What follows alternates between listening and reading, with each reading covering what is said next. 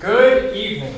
Good evening. Good evening, and welcome to the 6th grade Blue Heron's performance of Roma, Amor. This class has put this production together in 12 days of rehearsal. Most students have multiple parts, many lines to learn, and I'm very proud of what they have accomplished. And their excitement is palpable. Our comedy tonight takes us back to ancient Rome during the reign of Emperor Nero, where Lucia Tullia, a young maiden, awaits the arrival of her twin brother Marius. And she hatches a plan. Marius is not too happy with his life as a Roman soldier, a legionnaire. And Lucia, his twin, wonders, what if I took his place? Could I get away with it? A fiasco ensues. Much comedy, some drama, and even some romance. I hope you enjoy tonight's production of Roma, Amor.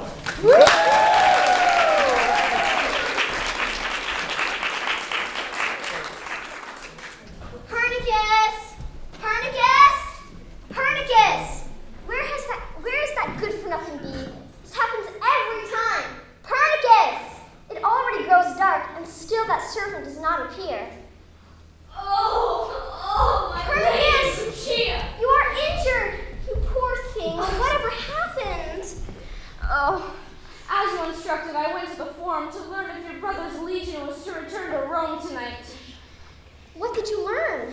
I grew so excited at the news that I had to run back to tell you. Tell me what? What is the news? In my haste, I slipped and fell on the Via Pila. I lay in great pain for some time. I believe I may have bruised my patella. But what did you learn? Has my brother arrived? Fortunately, Helia, one of the Vestal Virgins, was returning from her service at the temple and saw my plight. She kindly applied the bandaging and assisted me home. And what of Marius? Has he arrived? Will he be here tonight? Why, my lady Lucia, so great was the shock of my fall that I'd completely forgotten the news that I had learned. If one shock made you forget, then surely another shock will help you to remember. Slothful, foolish, incompetent. Why, my lady, do not squander your precious face on this unworthy head. Your leg is healed miraculously. Necessity is the brother of intention. Help, soldiers of Rome, come to my aid!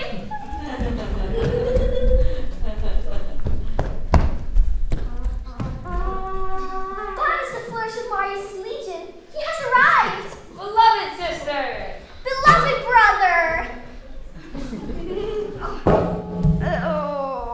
My eardrums are too sensitive to absorb such loud sounds, so now I have a headache to add to my troubles. I'd best take to my bed.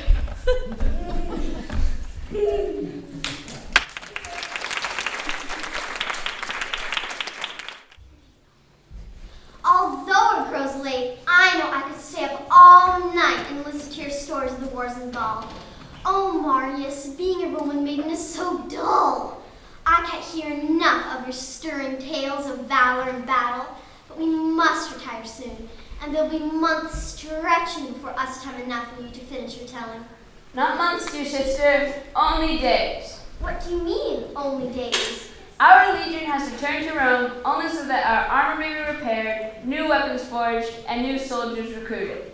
I have been promoted to the rank of precepts, and in 3 days, my commander and I will embark for Jerusalem. And who is your new commander?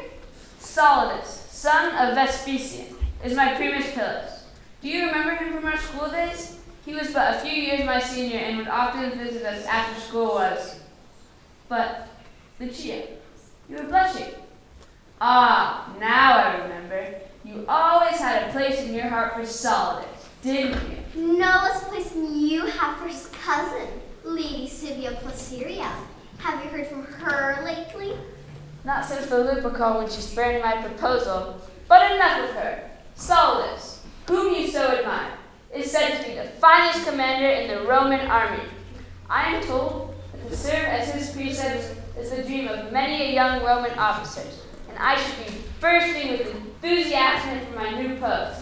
And And yet, I grow weary of a legionnaire's life. you grow weary of a legionnaires' life? Think of what it will be like in Judea, my sister, from morning until evening, shouting out commands to mindless soldiers. Forming those slack bodies into a unified force of pointed power. One will, one goal. Endless, tramping, over leagues of desert wilderness. Sand burning your eyes, sand choking your dry, parched mouth. Defying the sun, subduing the sands, until at last an oasis appears, with swaying palms that drip down dates, cool water gushing forth from a spring. Marching through the crooked streets of Jerusalem, holding your nose against their stench, closing off your ears to their harsh and babbling tongue. Jerusalem, city of moon-white walls and sun-gold domes, exotic markets brimming with jewels and silk and sandalwood, the measured music of a million mouths at prayer. The life of a soldier of Rome. The life of a soldier of Rome. Lucia, I remember that gesture. When we were younger, it meant you were hatching a plan, and it usually meant trouble. Lucia, you must listen to me. No plans, no schemes. Please. I'm happy to be a Roman soldier. Forget the rest. Lucia. What if I served as princeps in your place? Lucia, you are mad. Soldiering is hard, muddy, bloody work, men's work. But you've told me yourself that what you do now is to mostly give commands. Yes, that's true, but... And we still look alike. Why? Put your arm on me, and I'll look more the part of Marius than you do. I won't even hear it. I'm going to take a walk. Think of it, my darling brother. I'll be able to escape the dull life of a Roman maiden, travel to Judea, and spend every day in the presence of Solidus, the man I adore. Imagine the sound of those marching feet, the clamor of battle, the sweet taste of victory. Via victis, woe to the vanquished. But how can I send a helpless girl to the Galilee garrison? Even an officer has to defend himself now and then. Marius, recall how often you were unable to find a boy, your peer in size and strength, and asked me to be your sparring partner? We were but children then. No matter. Here are the old wooden swords we used in those days. Come, give it a try. Lucia, you are mad. To arms, Roman soldier, to arms. Ah, you little brat. I'll teach you a lesson. That's more like it.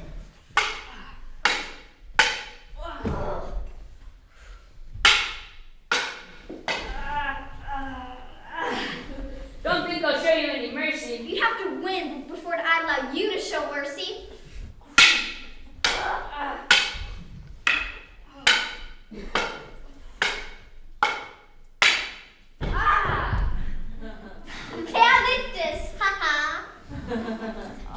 My brother, my dear one, you are hurt. No, it is nothing. Oh, Marius, you are angry with me. I'm sorry to have hurt you. What hurts me most is that you have proven your point. If there's any maiden in Rome that can command a legion, it has to be you. Though I pity poor Solidus, who will have his hands full with such a firebrand as his second in command. Then you will let me go in your place. I suppose that Judea is a quiet enough place. Every now and then there's some grumbling over taxes or temples, and a would-be prophet arises out of the rabble, but nothing much comes out of it. No, Jerusalem is a dull and desolate little town, destined to be forgotten by time to come. Nothing ever happens there. No. Within 2 years, I, that is, you, could return to Rome and still be in one piece. I insist on one condition only. You must bring Perdiccas along with you. If there is any trouble, he is to communicate with me immediately. If he doesn't stab himself with his pen while he writes to you. But what about me? I don't plan to disguise myself as you and while away 2 years, time spent in spinning and cooking. I have it. You can spend the time with your beloved city of Syria. That would be a dream come true. But how would it come about? Scythia has just a new villa close to the forum. With all the other construction Emperor Nero has underway, it is dreadfully difficult for her to find skilled craftsmen. Pernicus knows the foreman there. He can present you as a skilled stonemason, fresh from the provinces, one Petrus by name. For the next year, you'll be able to look upon your beloved Scythia every day, and perhaps now and then she'll even look at you. You little... Help! A Roman maiden in distress! Ow! Ow! Ow! Ow! Is there any way to greet me, my master? After so long an absence? Ow! Ow! Pernicus, forgive me. Lucia and your endless pranks. Pernicus, you are hurt. Is it the same leg? No, it's the other one. At least my pain is balanced now. Ow. Ow. Oh, Pernicus. Only because I know Pernicus is there to protect you, do I allow you to go to Judea. Judea? Lucia goes to Judea? And with me? A complication devoutly to be wished. Lucia, why did you insist on teaching Pernicus to read? I thought he was only looking at the pictures. We must all retire now, but tomorrow, Pernicus, we will have much to tell you. Ow, ow, ow, ow,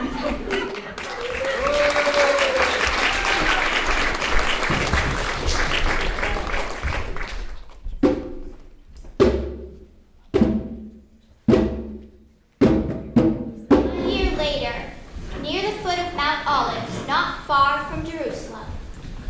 Unes, duo, tres, quator. Unes, duo, tres, quator. Legions halt. At ease, men. Have you heard the news? About Marius, you mean? What is it? Solus is promoting Marius again, giving him equal command over our legion. I see that's good. I'm not surprised. Since Marius joined us in Judea, he and Solus have been inseparable. Solus is a born organizer, but no one is as bold as Marius. You're right. Solus would have been slain in that skirmish last week, had not Marius thrown himself between Solus and the bandit he was fighting. And Jovi thinks that Marius was only wounded in the hand. And no one treats his men better than Marius. Remember that time when we were caught unawares in that sandstorm? Marius kept riding up and down the lines, making sure that not one soldier was lost, and keeping us from losing hope. Don't forget that long march through the mountains when our rations ran low. Marius wouldn't eat one more morsel or drink one more drop than any of the soldiers, and he said that. Look, smart men, here are Marius and Solus themselves, dismounting right by our tent.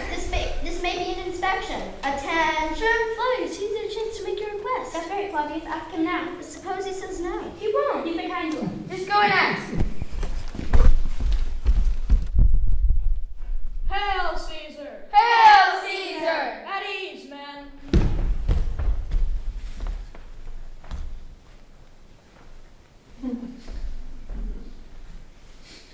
Men of the 10th Legion, I hereby announce the name of Nero Caesar, Imperator, Pontifex, and Jupiter, that from this day forth command of your army is shared by me, Solus Vespasian, and Marius Tullius. Yay! To celebrate the promotion of Marius Tullius, we will double tonight's rations of wine and meat. Your new commander stands before you, ready to hear any complaints that he may address. Hail Caesar, sir. Hail Caesar! Sir, Your Excellency, I would like to request your leave to return to Rome for 1 month. You know the regulations, soldier. Only officers are granted leaves from service in the Provincia. Yes, sir, I know, but Begging your pardon, sir, but his wife has just gotten very ill, and there's no one to care for her children, and... Your wife? You left your wife in Rome? yes, sir, and The poor woman! soldiers should be bachelors, and not leave helpless, defenseless ladies back home who have to fend for themselves. The poor, dear woman. As I have said, the regulations do specify that only officers are granted leaves from absence. However, as part of the ceremony attendant at my promotion, I will have a junior officer draft a letter providing you with an escort to the port of Alexandria, and from thence you will have passage on the first ship bound for Rome. 3 cheers for Marius Tullius. Hip hip hooray! Hip hip hooray! Hip hip hooray! But is this what you call a campsite of the Roman army? It looks as though it was hit by a sandstorm.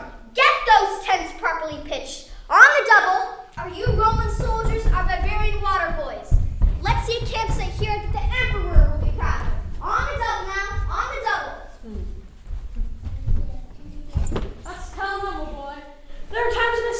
can't fathom you, Marius. You're as tough as tempered steel, or soft and yielding as hammered gold. On the field you seem to have the sinews of a lion, but surrounded by the sick and wounded you have the heart of a woman. You've even made extra work for me. I'd write an explanation to the Senate concerning your request for a camp physician to look after the wounded. As far as Rome is concerned, one of those soldiers can fight is worth looking after. I'm sorry to cause you such trouble, sir. Don't call me sir anymore, my boy. We're co-commanders now, equal in every way. No, you don't cause me any more trouble than I'd wish. As much as I admire the uniformity of every legion, every battalion, every soldier in the Roman army, it's refreshing to come across an officer as unique as you. Truer words were never spoken. And you know what I sometimes think? If Marius, the sign of the familiars, can be so kind and caring, even in the best of battle, what a paragon of woman his sister Lucia must be. She makes me seem hard-hearted by comparison. Oh boy, but you're a modest one. There have been times when I've seen you in a pensive mood, staring at the sun set over the Judean hills, or seeing in awe the myriad stars over the Jordan River Valley, as if you and your sister blended into one person. And I think to myself, a Roman soldier could do worse than to marry the sister of a man like Marius. She's worthy in her own right, too. I know, my boy, I know. It's not you I'd be marrying after all. But for all I know, since we left Rome, she may become engaged to another. Impossible! You seem certain of that. We are in constant communication. So there is hope for me? Perhaps. Only perhaps? She always had many suitors. But none were Roman generals. No, but there usually was a senator or two. When you return to Rome, will you speak on my behalf? I must only speak of the solace I know, and praise comes dripping from my lips. But Lucia is a fickle girl, and may delight in keeping you in suspense. Marius, I'm ready to wage a campaign for your sister that put Caesar's conquest of Gaul to shame. I know little of rhetoric and eloquence, but I'll let her read my heart. And after I've softened up her vain guard resistance, I'll lay siege to her love until she surrenders. Caesis cum amor tuum quam bellum supersis. Never declare war on Cupid. Not unless you have good allies, and Marius, I now become you as an ally in my battle for Lucia's heart. Good night. Oh, dear goddess Fortuna. My manly countenance must remain unmoved, but my woman's heart will well nigh burst with joy. It will be best, however, for Lucia not to give way to Solidus's loving assaults, for no man values which is won too easily. No, she shall skillfully resist, prolong the siege, and only surrender until Solidus has all but given up the battle. I'll have Pernicus write a letter to Rome as soon as possible. Pernicus! Pernicus! Pernicus! Where has the sluggard gone off to now? Oh. Pernicus, you are hurt. How did this happen? Who are you? Were you with him when this happened?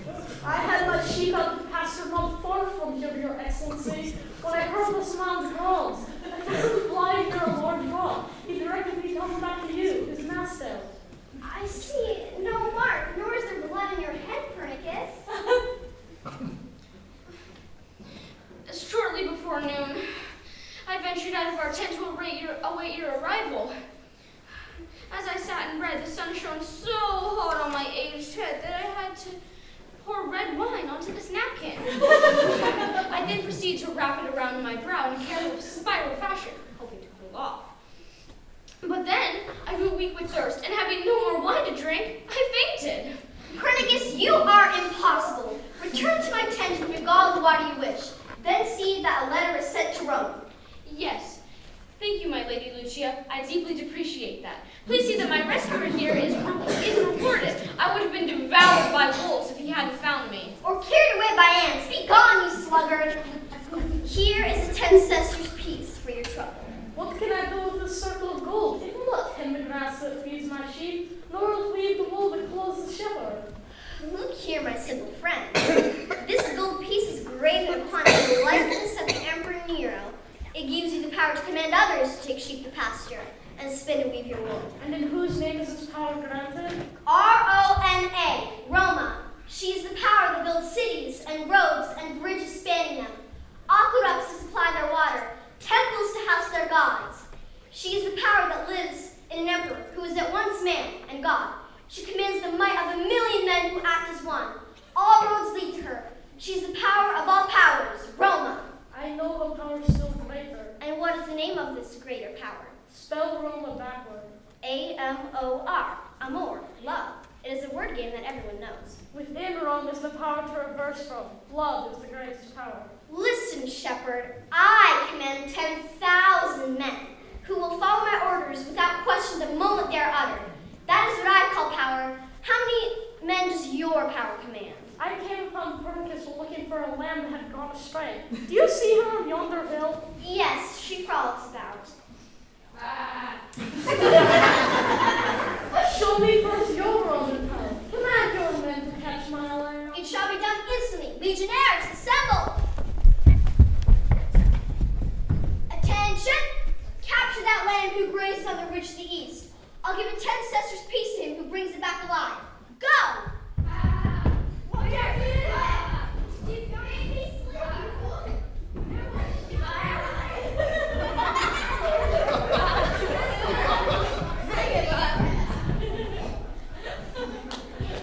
Now I shall try. Here, Jeffrey. Oh, Jeffrey.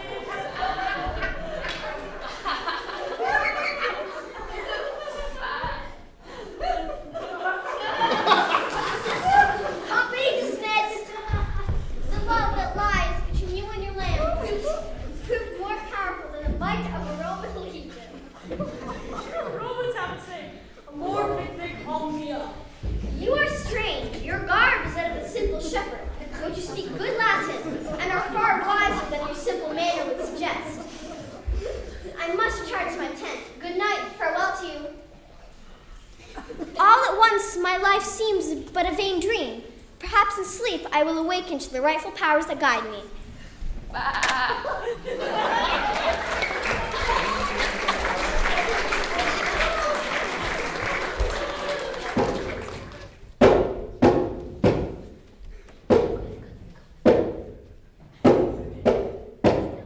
Meanwhile, 1 year later, at the atrium of the palace of the Emperor Nero.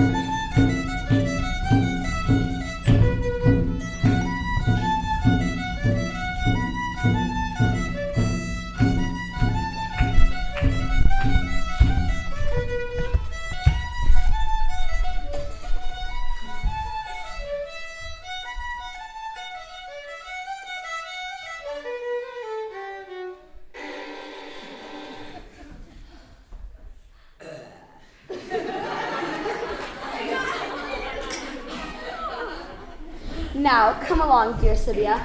I'm so grateful to have pried you out of your suburban villa. I'm going to make sure you enjoy yourself tonight. It's not every day you get invited to one of Nero's banquets. Thank you for inviting me, Navia, but... And as everyone knows, spectatum veniam spectator. Some come to see, and some come to be seen. I really intended to stay for a little while because... Nonsense, Sibia, darling. Once you meet some of the guests, you'll never want to leave. Here, for instance, are a few of my dearest friends. You! Sibia, meet the 3 most loving sisters in all of Rome. Ebria, Versaccia, Maxima. Nicia, Armenia, Maxima. Trivia, Botoxia, Maxima. Well, I'm certainly glad that there are only 3 of you because I'm beginning to max out.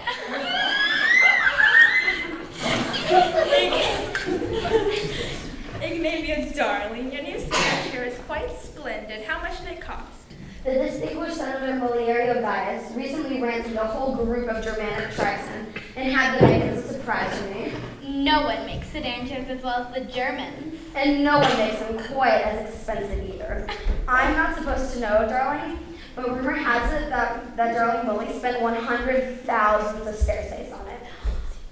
No! But I'll wager it was a slave slave nuzzler. It only gets about 2 miles a slave, so you have to stop at the water pump too often for my liking. But Darling Molly says there's warranted to last for 20 years, or the wearing out of 20 of the slaves who carry it, whichever comes first. But enough about me. You three look positively ravishing tonight. Adria, where did those jewels come from? This emerald necklace was a gift from General Flavian and cost 75,000 sisters. The ruby-encrusted gold bracelet, a souvenir of Amia Saturnalia's banquet, was recently appraised at 30,000 sisters. I paid for the jewel-encrusted dress myself. It was only 10,000 sisters, but don't you dare tell anyone I got it at such a discount. Ebria, aren't you ashamed to be such a bargain hunter? My gown is of far better quality. It is woven of silk, said to have been brought back from Asia Minor during Rome's battle with King Mithridates. And because of its antiquity, it is valued at 75,000 sisters. Speaking of antiquities, your gray roots are starting to show through again, dearest Nicia. Well, trivia darling, you ain't worried about your gray roots.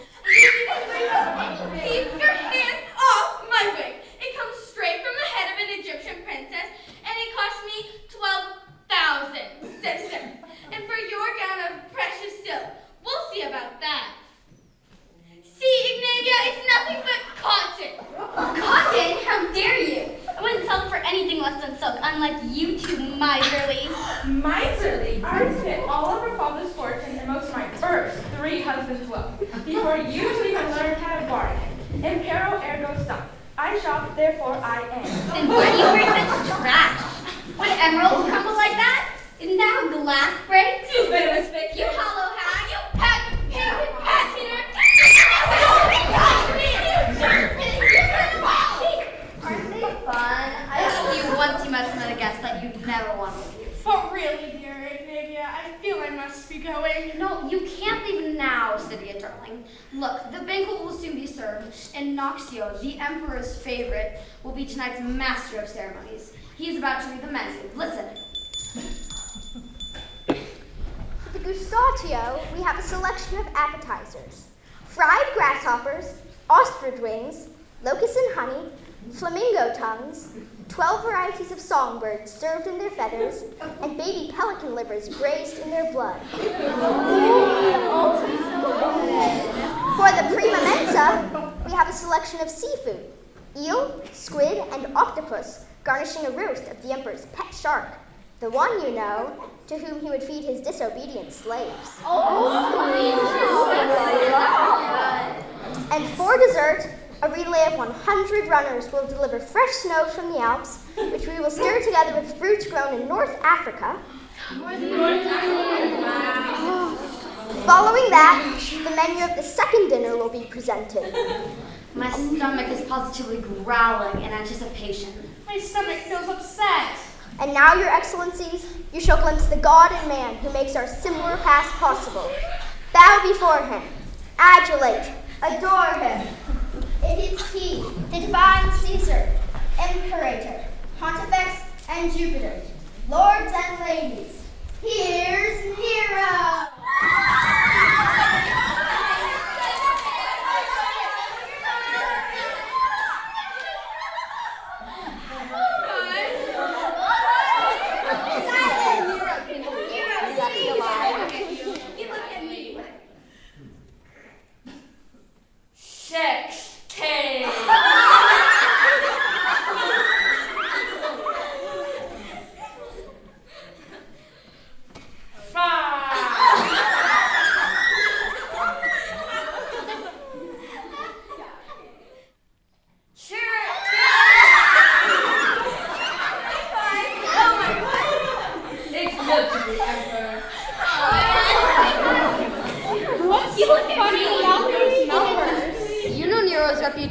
For outrageous humor, don't you? Well, he has mastered the telling of 25 jokes, which never fail to elicit gales of laughter throughout the entire audience. Well, given his delicate condition, he grows tired of repeating the same jokes again and again, so he has assigned them all numbers. Now he need only speak the number, and his audience, recollecting the original joke, can't help but laugh uproariously. Look at me, my eyes are tearing. I'm too on the verge of tears, and I really don't see. Sibia, I hope it isn't all of this gossip that has turned you against the Emperor. But only silly gossip. Dear Ignavia, would a god like our Nero, inviting guests to his palace, stealing their possessions and selling them back to their owners the next day? Even an emperor must be allowed his boyish pranks. And haven't you heard? On some moonlit nights, Nero wraps himself in the skins of wild beasts, has prisoners tied to stakes and gnaws on them until they bleed to death. It's just his way of having a midnight snack. And what a house he is planning to build for himself. It'll be 1 mile long, large enough to enclose a huge lake, which itself will be surrounded by miniature cities, forests, meadows. And let's not even talk about the precious jewels and ramwood that will be lavished throughout the ceilings, that will rain down perfumes and furniture of silver and gold. Great spirits need grand houses. And oh, when I look into those deep brown eyes of his, Glaze over with drink as empty as the head behind them, or gaze upon a sudden smile lighting up his face, revealing teeth that rot from too many sweets, cheeks fat and splotchy from a life of ceaseless excess, or watch him gesture with those sensitive, artistic hands. Hands prematurely palsied that tremble from a never-ending fear. Sibia, darling, I hope it isn't all of this, no more of this idle gossip. To put it simply, Nero is my hero. Now, put off your melancholy cloak and join the endless party that is Roman life. Perhaps, but not this evening. I've asked Petrus, my master stonemason, to accompany me home tonight, so that you are not inconvenienced. Then, there is no convincing me to stay, you silly somber souls. But remember my words, tempus fugit, darling, you only live once, you know. Dinner is served. Oh!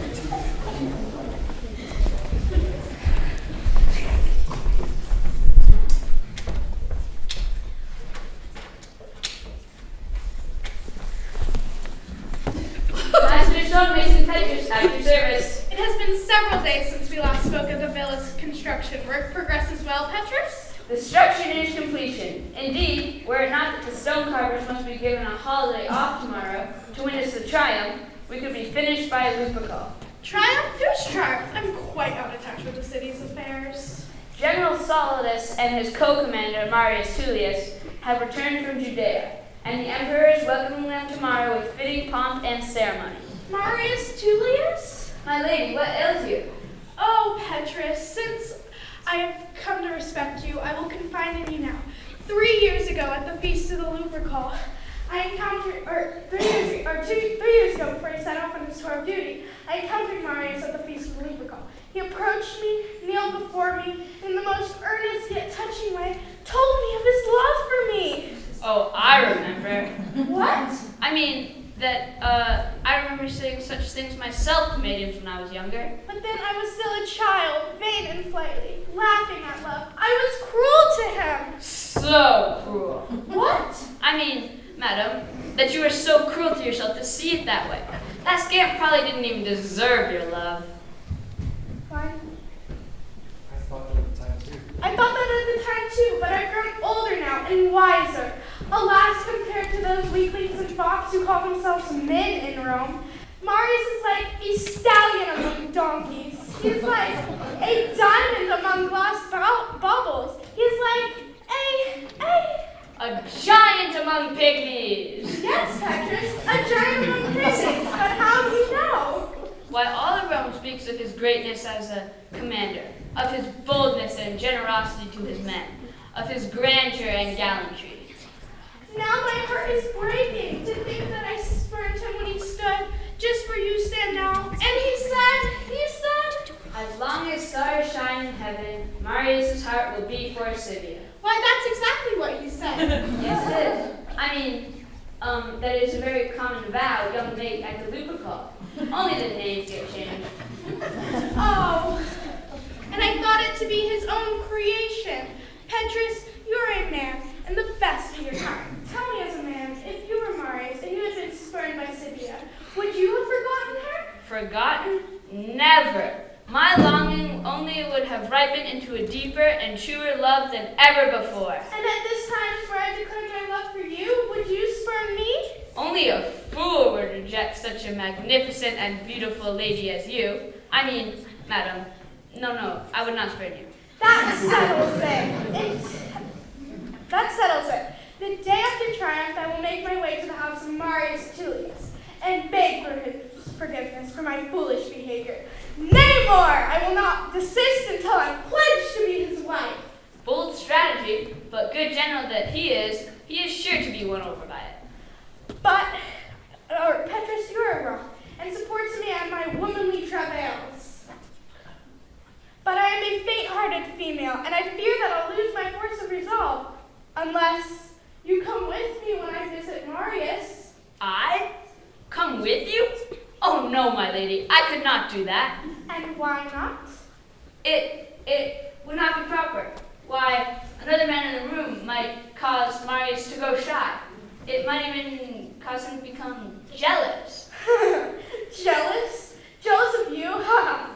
Petrus, you're an excellent jester. Thank you, my lady. It is resolved. In 2 days' time, you will accompany me to the Villa Tua in the presence of Marius. And Petrus, I will declare my love, and by convincing, conquer. Oh, I suddenly feel so strengthened by such single-minded resolve. I suddenly feel divided too. Appear before me in 2 days' time. Yes, my lady. Oh, and if you please, good Petrus, wear something a little less dusty. Lucia. Ah, Lucia. We'll need all your ingenuity to get out of this one.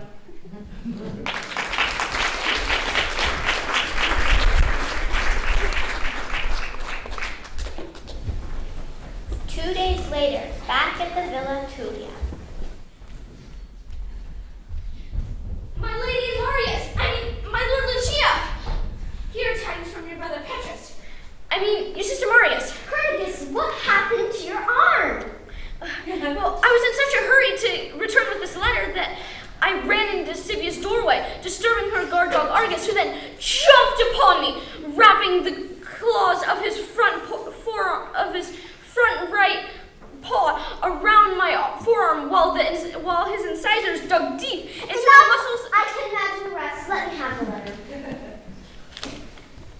Beloved sister, by the time Pernicus arrives with this letter, Sibia and I will be on our way to the Villa Tullia, where she would declare her love for Marius. Acting on my behalf, you will forgive her and quickly accept her proposal of marriage before she changes her mind. With wishes for our planned success, your devoted brother, Marius. Pernicus, is my armor polished and ready? All is as you commanded. I will return in a moment. Make ready to welcome Sibia and Petrus.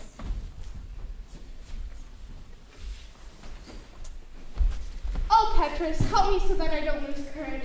I feel once in the presence of Marius, I won't be able to keep from swooning. You've done well so far. Welcome, my lady Sibia.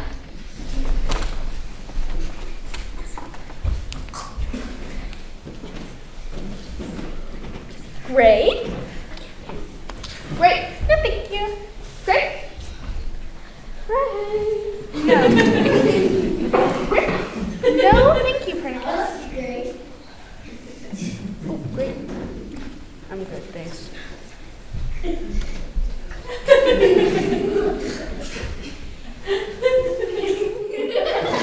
No. Thank you.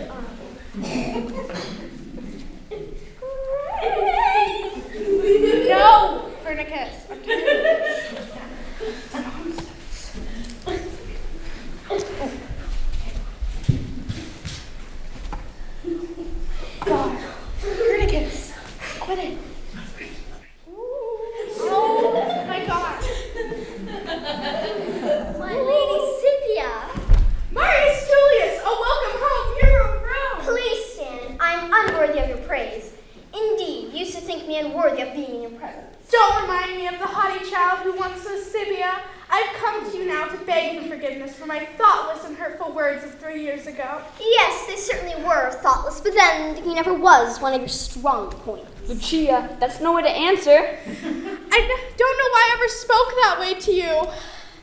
I would expect nothing less from such a shrew. My sister is going too far. Lucia should be reconciling with herself by now. I don't know why I ever said those harsh words to you then. That's good, because I'll never forgive you for them either. Fine. Lucia is going too far. General Marius, I have worked as a stonemason in Sibia's employ for 2 years, and I can assure you that the remorse she feels for all that she has said to you. And furthermore, I can assure you that there is... No one asked your testimony, pebble smasher. Close your mouth, or I'll my sisters toss you in the Tiber. Please, let me hear more of your remorse and shame. What is that racket? Perdiccas! Go to the east entrance and see who is there. What's the matter, Persnickus? Cat got your tongue? Where's your mistress, Lucia? She is, You are no help today. She's not responding to any of my notes. So I've decided to make this siege a personal one. You know what they say? Veni, vidi, vici. I came, I saw, I conquered. Yes, Your Excellency, but they also say, ut amor zambilius esto. If you want to be loved, be lovable. True, but is it not quoted, Fortis fortuna adivat, fortune favors the brave? Yes, sir, but I've also heard that they say, certes enus uxordusis. You used to be saying, are you really taking a wife? Well, just stand there spouting epigrams, announce I'm here. A conversation devoutly to be squished. Yes, Your Excellency, one moment, please. I've come humble and saddened to ask if you have it in your heart to forgive me. My lady Sibia, such a serious matter needs due consideration on my part. I must retire to my chambers for a few minutes to think over all that you have said. Perdiccas, see to it that Lady Sibia and her friend are made comfortable while I deliberate in peace and quiet.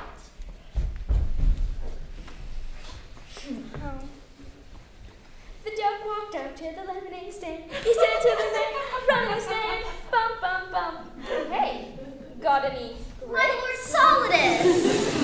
Lucia, at last. It has been years. Yet, I feel as if I knew you well. Those eyes, that nose, that mouth, so like your brother's. I've received your note, Solidus. And are you ready to surrender? I must hear your terms first. I've heard your brother. What? That determined spirit, so like her brother. Give yourself up to me, and I shall carry you off in triumph to my walled domain, and grant you years of peace and happiness. As your captive slave? How quick she is! A mirror of Marius! If my virtue lies in only being so much like my brother, why don't you marry him? Oh, no, Lucia. It is you and you alone I must have for a wife. My Lord Solidus, such a serious matter needs due consideration on my part. I must retire to my chambers for a few minutes to think over all that you have said. Perdiccas! See to it that General Solidus is made comfortable while I deliberate in peace and quiet. Great. Full. Great. I'm contemplating life. Go away. Great! No. My lady Sibia, I have thought over all that you have said. Yes, Sibia, I forgive you from the bottom of my heart. Now I see that it's truly spoken of you, Marius, that you are as kind as you are brave. Petrus, I fear I'm losing my force of resolve. Be brave, dear Sibia. You, compared to those weaklings and fops who call themselves men in Rome, you're like a diamond or a stallion among glass bubbles. No, I mean, you're like a diamond among donkeys. No, I don't. You're like a pygmy among giants. I don't know what I'm saying, but what I'm trying to say is, will you ask me to marry you? My lady Sibia, I hardly expected you to be so forward. Such a serious matter needs due consideration on my part. I must retire to my chambers for a few minutes to go over all that you have said, especially concerning the pygmy. I will return shortly after having deliberated in peace and quiet. Perdiccas!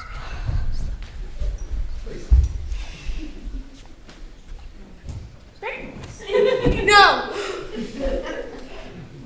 Great. Nose tourniquet. This. I need you to hear me now. My Lord Solidus! Are you ready to capitulate, or shall my archers shoot more of Cupid's arrows at your heart? You still must sue for peace, for my surrender will not be unconditional. We Romans strike a hard bargain. I've heard her brother say just the same thing. You should know right from the start that I'm not the sort of lady who will be content with a life around the home and hearth.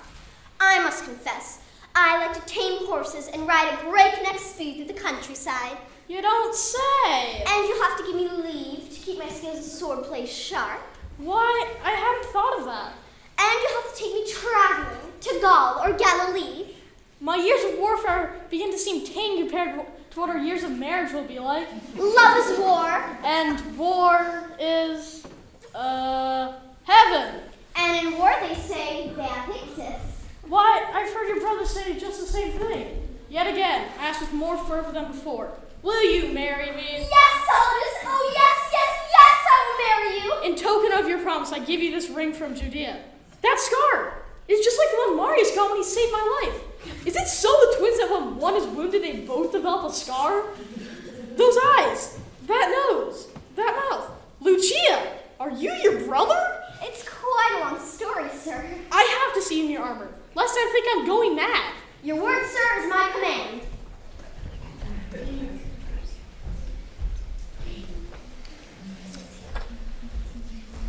Great. Oh my gosh.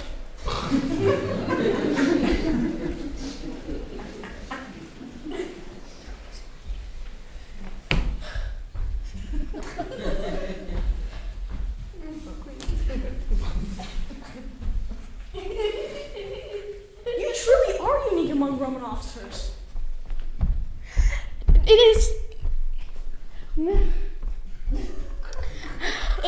If Marius will not return to me, I must seek out Marius and throw myself at his feet. Oh no, Sibia, stay here. Hurry! Marius and Solidus! Not that there's anything wrong with that.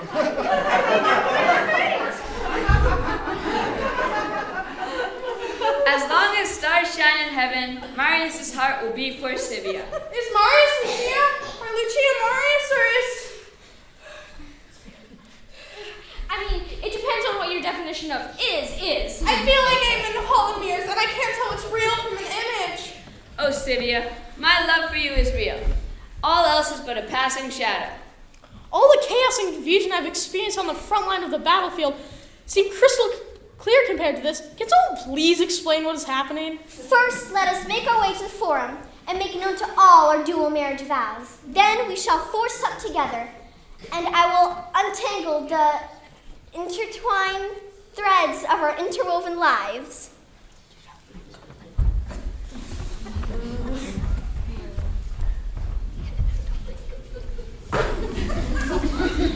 Ah, yes, truly, a consummation devoutly to be wished.